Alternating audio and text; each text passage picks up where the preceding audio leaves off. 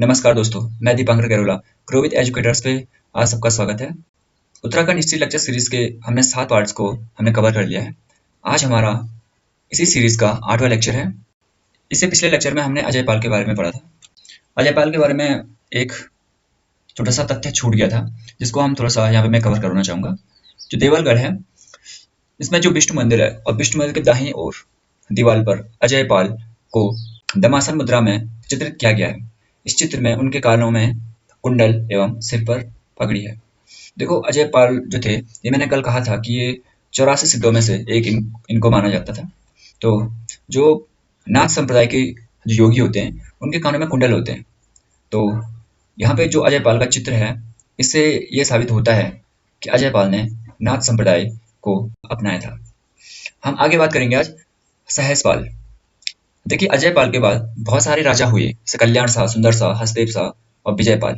ये गद्दी पे बैठे, लेकिन इनके बारे में हमें पूर्णतः जानकारी नहीं है। अजय पाल परमार वंश के 27वें राजा थे और सहसपाल 42वें। तो इनके बीच बहुत सारे राजा गद्दी पे बैठे, लेकिन उनके बारे में हमें पर्याप्त जानकारी न होने के कारण हम उनका जिक्र नहीं कर पाते हैं। इसमें क्रमशः कल्याण शाह, सुंदर पाल, हसदेव पाल और विजय पाल, इनके नाम हमें पता है। इनके बारे में हमें पूर्णतः कोई भी जानकारी हमारे पास नहीं है। सहजपाल परमार वंश के 42वें शासक थे। इनके शासनकाल की जानकारी का मुख्य स्रोत है देवप्रयाग के क्षेत्रपाल के मंदिर के द्वार पर उत्कीर्ण विक्रमी संवत 1065 अर्थात 1548 ईस्वी का एक शिलालेख। इसके आधार पर पंडित हरिकृष्ण रतोड़ी यह निष्कर्ष निकालते हैं कि सहजपाल ने गढ़ राज्य पर लगभग सन 1548 ईस्वी से 1575 ईस्वी तक शासन किया। कवि भरत ने सहजपाल की प्रशस्ति में अनेक पंक्तियां लिखी। उनका मानना था कि सहजपाल के शासनकाल में गढ़वाल अपने विकास की चरमतम बिंदु पर था। माना जाता है कि सहजपाल मुगल सम्राट अकबर के समकालीन था।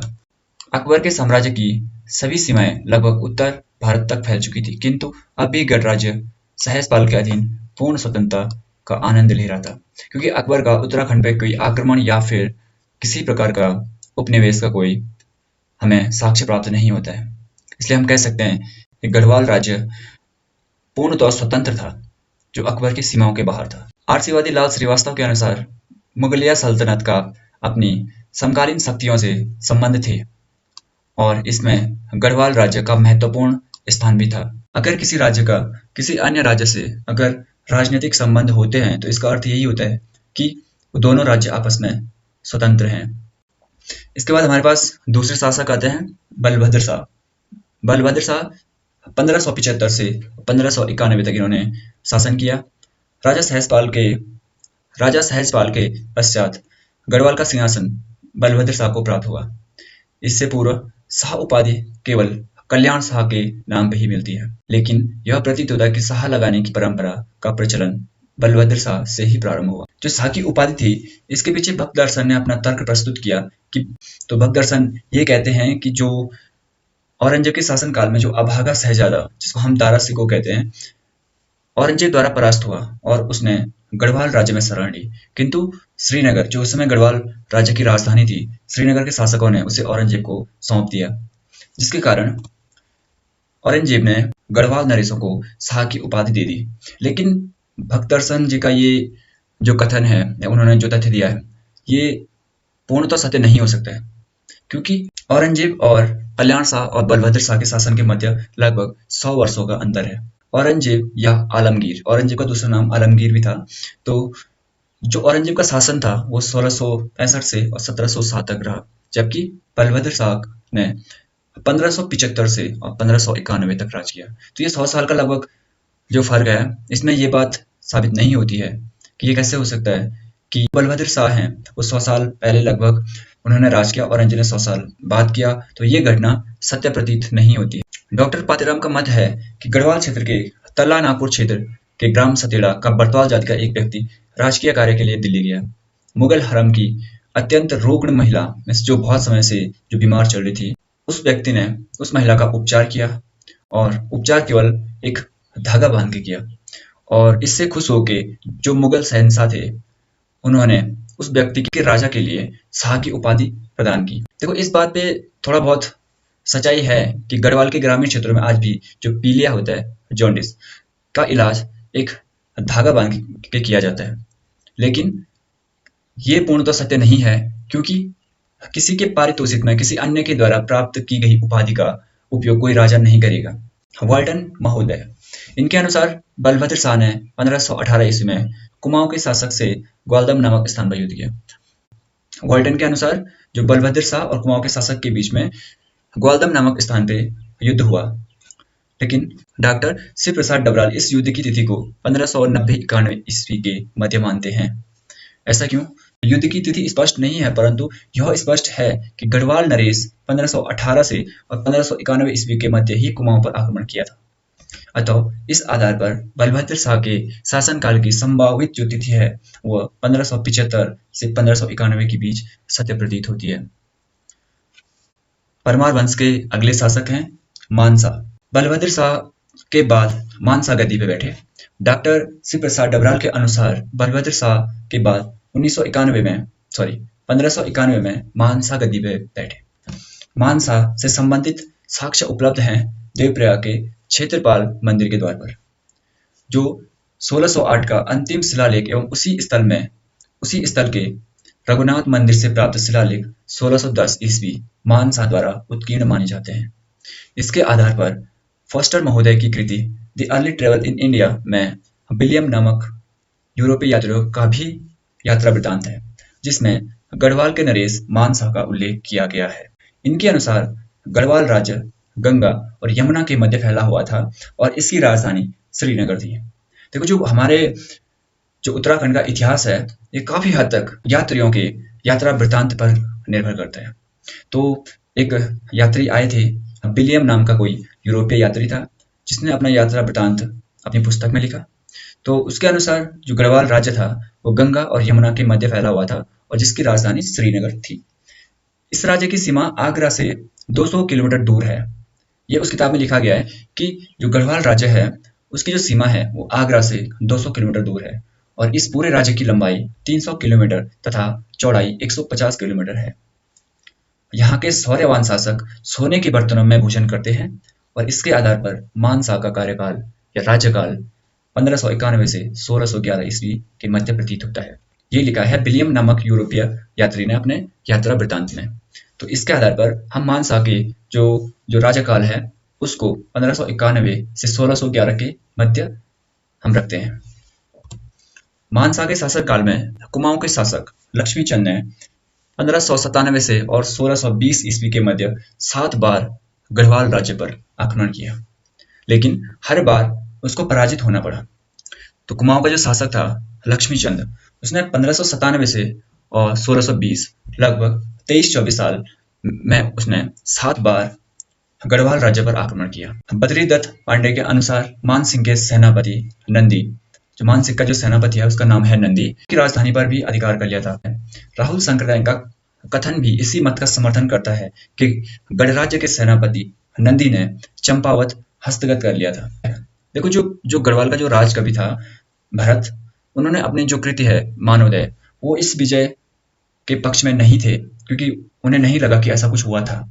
लेकिन जो अन्य जो लेखक हैं उन्होंने कहा था कि जो नंदी हैं उन्होंने चंपावत तक का क्षेत्र हस्तगत कर लिया था। तो यहाँ पे जो राजकवि जो भरत है वो इस बात से सहमत नहीं है। अगले शासक हैं श्यामशाह। श्यामशाह परमार वंश के 44वें शासक का नाम जहांगीर नामा में उल्लेखित है।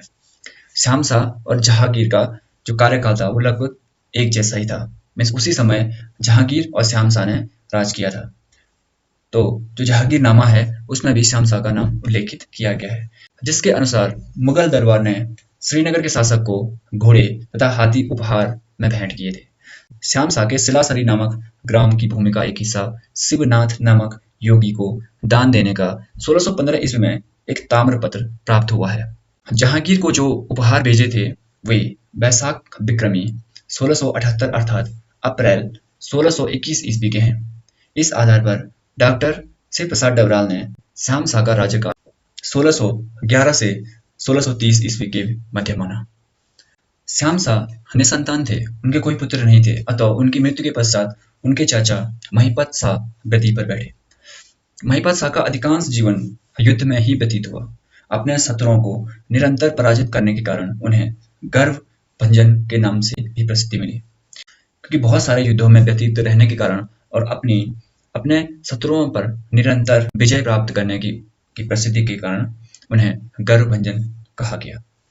सी वेसल्स की अपनी कृति early Jesuit travel in Central Asia में प्रकाशित एन रांडे महोदय के विवरण में महिपत शाह के तिब्बत अभियान का विस्तृत वर्णन मिलता है। इस विवरण में श्रीनगर के शासक महिपत शाह के तिब्बत पर 3 आक्रमणों का उल्लेख मिलता है। प्रथम अभियान में 11,000 बंदूकधारी तथा 20 छोटी-छोटी तोपों वाली टुकड़ियां शामिल थी। महिपत शाह का जो पहला तिब्बत आक्रमण था उसमें 11,000 बंदूकधारी और 20 छोटी-छोटी तोपों की टुकड़ियां थी। द्वितीय अभियान सैनिकों की संख्या 20,000 थी, जबकि तृतीय अभियान की अपेक्षा कम सैनिक थे। प्राकृतिक जो परिस्थितियां थी वह गढ़नरेश के अनुकूल नहीं थी। वहां भारी हिमपात से मार्ग अवरुद्ध हो गए थे एवं तिब्बत वासियों के कठोर प्रतिरोध के कारण गढ़नरेश को असफलता का सामना करना पड़ा था। फलतः दोनों राज्यों के मध्य संधि संपन्न हुई 1924 ईस्वी में। एन महोदय माना स्थल को छोड़कर, माना एक जगह है जो बद्रीनाथ में स्थित है, तो एन महोदय माना स्थल को छोड़कर आगरा आ गए। इस विवरण से डॉक्टर डबराल द्वारा निर्धारित पूर्व नरेश श्याम शाह के राज्यकाल की अवधि 611 से 630 ईस्वी गलत सिद्ध होती है। एन ने एक अन्य विवरण में जहांगीर द्वारा स्वयं एन को फरमान जारी किए जाने के बाद भी गढ़नरेश द्वारा उसके साथ बुरा व्यवहार किया जाना इस तथ्य को प्रमाणित करता है कि जहांगीर काल में भी गढ़ राज्य अपनी स्वतंत्र सत्ता कायम किए हुई था। देखो, जो एन था ये एक यात्री था, लेकिन इसके साथ उत्तराखंड में कुछ भेदभाव या गलत व्यवहार किया गया लोगों के द्वारा, जिसपे उस समय राजा जहांगीर द्वारा एक फरमान जारी किया गया। एन 1925 ईस्वी में पुनः गढ़वाल के रास्ते तिब्बत गया और इस बार भी उसे गढ़वाल में वही अत्याचार सहन करने पड़े थे। जैसे उसके साथ जो गलत व्यवहार जो पहले हुआ था, तो वही उसके साथ फिर से दोबारा भी हुआ। हरिकृष्ण रतूड़ी ने महिपत शाह की दापा या ढाबा पर अद्वितीय सफलता का वर्णन करते हैं। डॉक्टर डबराल के अनुसार महिपत शाह ने सिरमौर के डाकुओं के आतंक को समाप्त किया था। महिपत शाह के कार्यकाल की तिथि पर विद्वानों में मतैक्य नहीं है, मीन्स एक दूसरे से सहमत नहीं है। डॉक्टर डबराल ने इसे 1631 से 1635 ईस्वी माना, जो राहुल संस्कृतायन ने 1625 से 1664 ईस्वी तक माना। जहां तक उनके गद्दी पर बैठने की तिथि का संबंध है, तो वह 1622 ईस्वी प्रमाणित है, क्योंकि इस वर्ष श्याम शाह की मृत्यु और महिपत शाह उनके उत्तराधिकारी बने, किंतु मृत्यु का वर्ष विवादित है।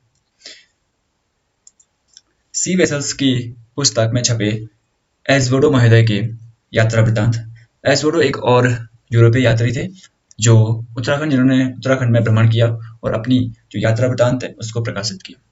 तो सी वेसल्स की पुस्तक में छपे एज़वोडो महोदय के यात्रा वृत्तांत के अनुसार 28 जून 1631 ईस्वी को स्वयं आगरा चला गया था। जुलाई 1931 में महिपत शाह की अंत्येष्टि के अवसर पर वह श्रीनगर में उपस्थित था। तो जो एज़वोडो महोदय हैं, उन्होंने महिपत शाह की अंत्येष्टि हुई उस अवसर पर वो स्वयं श्रीनगर में उपस्थित था। एन की यात्रा वृत्तांत से तो महिपत शाह का अंतिम तिथि 1631 ईस्वी ही सिद्ध होती है। एटकिंसन के गजेटियर में उसके 1625 ईस्वी के केशव राय मठ में एक शिलालेख का विवरण दिया है, जिसमें महिपत शाह के शासन का वर्णन दिया गया है। एक अन्य यूरोपीय विद्वान मैगलन ने अपने संग्रह the Jesuits and the great Mughal में एन की यात्रा की पुष्टि की है। उसने भी एन के सहयात्री का नाम मार्क्वेस दिया। जो एन का जो सातवां जो यात्री था उसका नाम था मार्क्वेस। एन की यात्रा का उद्देश्य ईसाई धर्म का प्रचार प्रसार करना था और इस कड़ी में उन्होंने 41 अप्रैल 1626 ईस्वी में सॉपरोंग नामक स्थल पर एक चर्च की स्थापना की। तो एन ने 1626 ईस्वी में सॉपरोंग नामक स्थान पर एक चर्च की स्थापना की। तो महिपत शाह की सारी कथाओं का वर्णन उनके 3 अद्वितीय सेनापतियों के उल्लेख के बिना अधूरा रहेगा। इसमें पहले थे माधो सिंह भंडारी, दूसरे थे रिखोला लोधी और तीसरे थे बनवारी दास, जिन्होंने महिपत शाह के भिन्न-भिन्न अभियानों में अपने अपरिमित शौर्य का परिचय दिया एवं गढ़वाल की पताका लहराई। हम माधो सिंह भंडारी, रिखोला लोधी और बनवारी दास, इनकी शौर्य गाथाओं को एक अलग से वीडियो में, जो हमारी जो वीडियो सीरीज है उत्तराखंड की प्रमुख ऐतिहासिक घटनाएं, उनमें हम माधो सिंह भंडारी, रिखोला लोधी और बनवारी दास पे एक वीडियो बनाएंगे और इनका जो शौर्य था, जो इनकी जो वीर गाथाएं थी, उनके बारे में हम उस वीडियो में हम बात करेंगे। थैंक्स फॉर वॉचिंग मी। अगर आपको हमारी वीडियो पसंद आती है, इसको लाइक, शेयर करें और हमारे चैनल को सब्सक्राइब जरूर करें।